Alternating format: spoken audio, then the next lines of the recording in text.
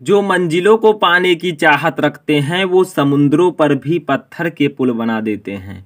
तो hello student, welcome back to Shubham lecturer channel. तो student, इस वीडियो में हम डिस्कस करेंगे कि अगर आप बोर्ड एग्जाम वाले स्टूडेंट हैं और आपको भी बोर्ड एग्जाम 2021 में 90% से एबव मार्क लाना है, तो हम इस वीडियो में डिस्कस करेंगे कि आप अगस्त से पढ़कर, चाहे सितंबर से पढ़कर, चाहे जिस मंथ से पढ़कर आप बोर्ड एग्जाम में 90% से एबव मार्क कैसे प्राप्त कर सकते हैं।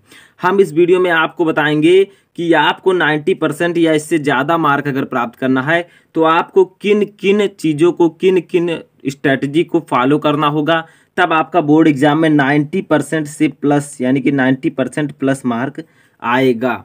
ठीक है, तो आप किसी भी मंथ से पढ़ रहे हैं, चाहे अगस्त से पढ़ें, ये तो वीडियो मैं अगस्त में बना रहा हूँ, लेकिन आप अगस्त से, चाहे सितंबर से, चाहे अक्टूबर, चाहे नवंबर, किसी भी समय पर आप पढ़कर इस टाइम टेबल को अगर आप फॉलो करेंगे तो आपका बोर्ड एग्जाम में अच्छा मार्क आएगा।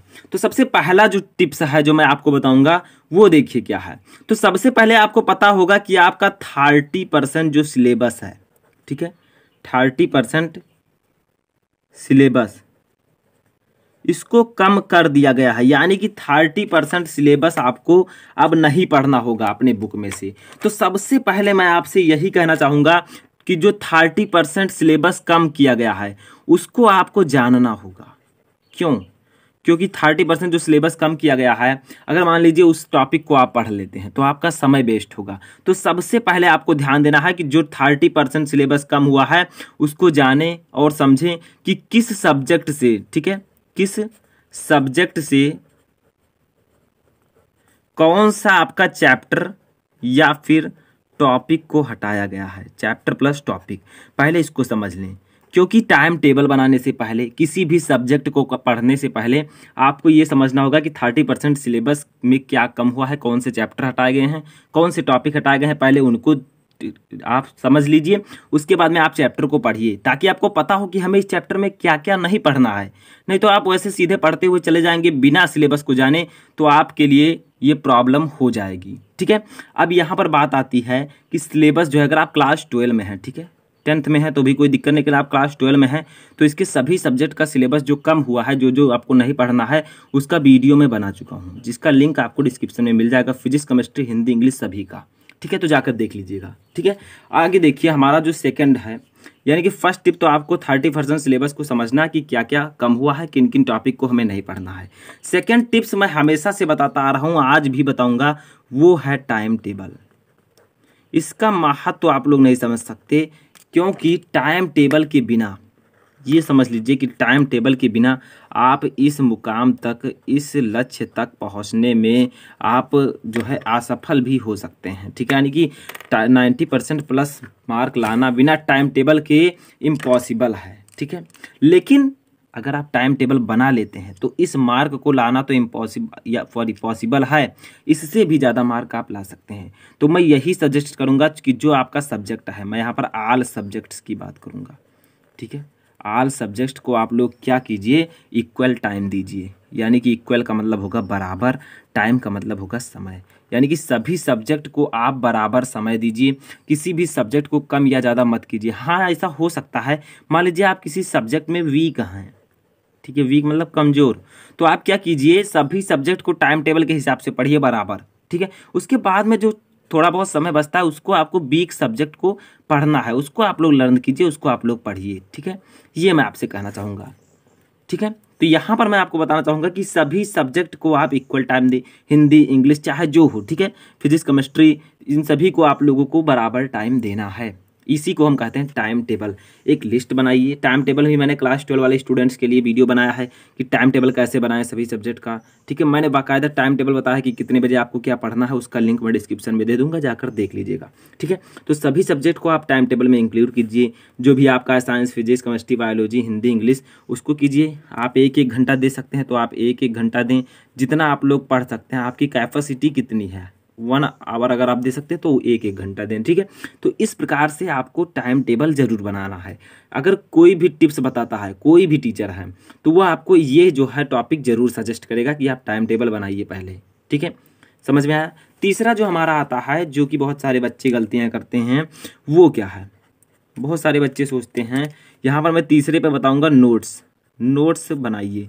किसका बनाइए? नोट्स बनाइए। नोट्स का मतलब क्या है? कॉपी।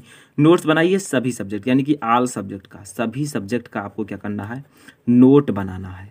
यानी कि मैंने आपको यहाँ पर बताया कि सभी सब्जेक्ट को बराबर टाइम दें। अब सभी सब्जेक्ट को आप बराबर टाइम दे रहे हैं, मान लीजिए हिंदी पढ़ रहे हैं तो हिंदी आप पढ़ रहे हैं, फिजिक्स का पढ़ रहे हैं तो फिजिक्स जब आप पढ़ रहे हैं, ठीक है, तो उसको आप लोग क्या कीजिए? लिखिए। कहाँ लिखिए? नोट्स में लिखिए, कॉपी में लिखिए, ठीक है। और जो कुछ भी लिखे हैं आप कॉपी में, उसी को हम नोट कहते हैं, ठीक है। तो सबसे पहले आप सभी सब्जेक्ट का नोट्स बनाइए, जो भी सब्जेक्ट पढ़ रहे हैं उसको लिखिए, ताकि आप बाद में भी उसे पढ़ सकें, सुबह उठकर याद कर सकें, ठीक है। तो नोट्स बनाइए सभी सब्जेक्ट का, चाहे आपका फिजिक्स हो, चाहे केमिस्ट्री, हिंदी, इंग्लिश, कुछ भी हो, आपको नोट्स बनाना है, कॉपी जरूर बनाना है, ठीक है। तो इस प्रकार से आपको तीसरा टिप्स है कि नोट्स आप जरूर बनाइए सभी सब्जेक्ट का, ठीक है। नोट्स बनाने से होगा क्या कि आप नोट्स में जो कुछ भी पढ़ेंगे उसको आप नोट कर लेंगे, उसके बाद में आप उसी के हिसाब से तैयारी करेंगे। उसको जब मन कहेगा, आप मान लीजिए वो भूल रहे हैं टॉपिक, तो नोट्स में लिखा है आप पढ़ सकते हैं, ठीक है। तो इस प्रकार से आपको नोट्स जरूर बनाना है, ठीक है।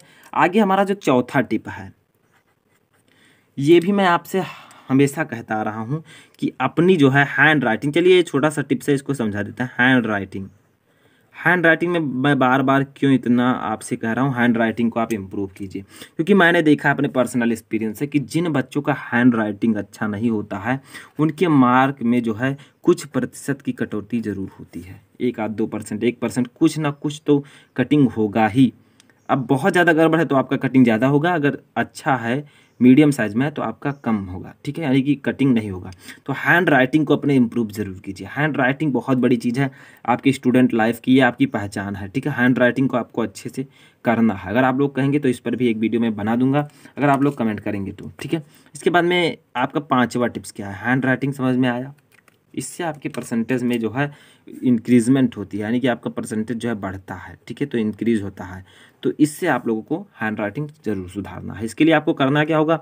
कॉपी है, मान लीजिए इंग्लिश में आपकी हैंड राइटिंग कमज़ोर है तो इंग्लिश क्या कीजिए, आप लोग इंग्लिश जो है उसको बार बार लिखिए, ठीक है। 1-2 पेज रोजाना लिखिए, देखिएगा आपको 1 महीने में इसका बेटर से बेटर रिजल्ट देखने को मिल जाएगा।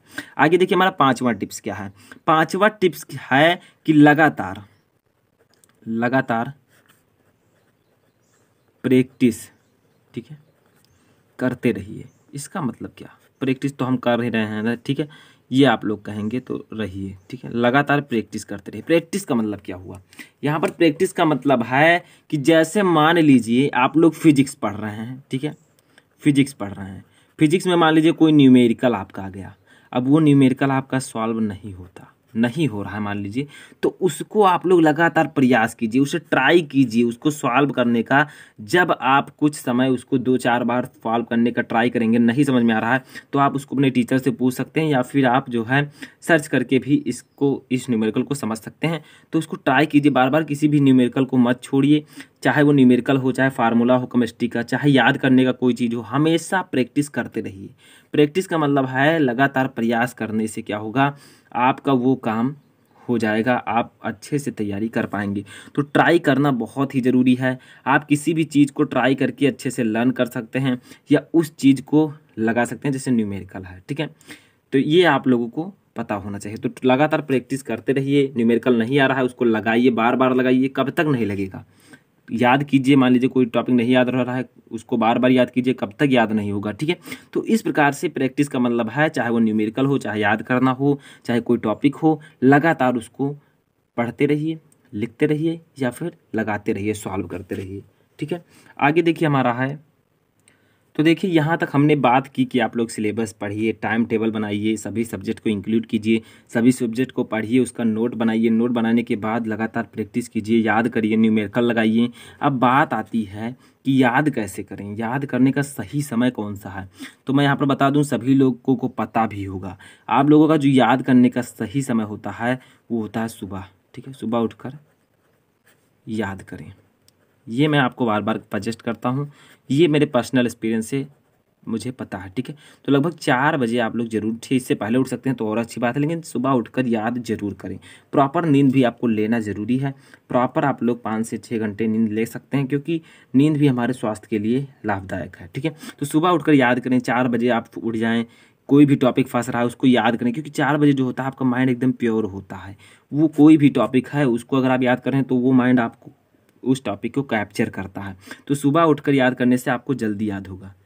ठीक है, तो ये टॉपिक आपका है, तो सुबह उठकर याद जरूर करें। तो ये था आपका टिप्स। सुबह आपका माइंड जो है बहुत ही ज़्यादा फ्रेश होता है, और सुबह जितनी जल्दी आप उठेंगे उतना ही अच्छा आपको याद होगा। ठीक है, तो सुबह याद करने वाला काम कीजिए। उसके बाद आपके पास समय बचता है तो आप लोग तैयार भी कर सकते हैं, कुछ पढ़ भी सकते हैं, लिख भी सकते हैं, न्यूमेरिकल भी लगा सकते हैं। ठीक है, तो इस प्रकार से आपको पढ़ना है स्ट्रेटजी। तो यहाँ पर मैंने आपको शुरू से लेकर लास्ट तक बताया आपको क्या क्या करना है पूरे अपने डेली रूटीन में। पहले आपको सिलेबस को समझना है, टाइम टेबल बनाना है। ठीक है, उसके बाद में सभी सब्जेक्ट का कॉपी या फिर नोट बनाना है। उसके बाद में नोट बनाकर उसमें जो है उसकी तैयारी करनी है, लगातार आपको प्रैक्टिस करना है। ठीक है, न्यूमेरिकल लगाने हैं, उसके बाद में रिएक्शंस करने हैं, और उसके बाद में सुबह उठकर आपको याद कर लेना है, हैंड राइटिंग को भी इम्प्रूव कर लेना है। तो ये सब टिप्स थे जो कि आप चाहे जुलाई से कीजिए, जब आप जाग जाएं तभी सवेरा, चाहे अगस्त से, चाहे सितंबर से, चाहे अक्टूबर से, चाहे नवंबर से, आप कभी भी इस टिप को फॉलो कर सकते हैं। तो ये था आपके लिए बहुत ही इंपॉर्टेंट टिप। तो आशा करता हूँ आपकी वीडियो पसंद आया होगा। आए हो वीडियो पसंद तो वीडियो को लाइक जरूर करना, चैनल पर नए चैनल को सब्सक्राइब करके इस बेल आइकन को प्रेस कर लेना, और जो डिस्क्रिप्शन में मैंने लिंक दिया है उसको भी आप जाकर वहाँ से जो है पढ़ सकते हैं। तो इस वीडियो में फ़िलहाल इतना ही।